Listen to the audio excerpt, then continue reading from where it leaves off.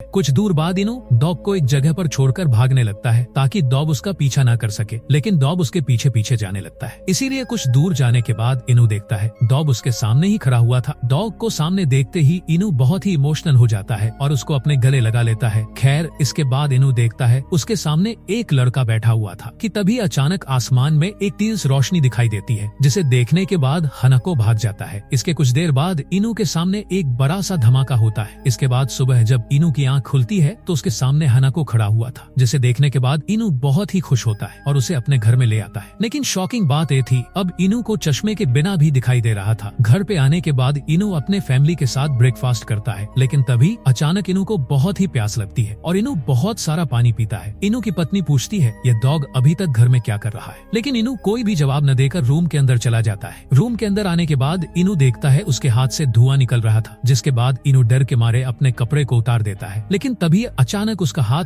एक मशीन में बदल जाता है और सारे खाने को बाहर निकाल देता है। इनू को कुछ भी समझ में नहीं आ रहा कि तभी अचानक इनू अपने गर्दन के पास उंगली से दबाता है और शॉकिंगली उसका फेस बॉडी से अलग हो जाता है। अब इनू का शरीर पूरी तरीके से एक मशीन में बदल चुका था। आईने के सामने अपने शरीर को देखकर इनू पूरी तरीके से चौंक जाता है कि तभी अचानक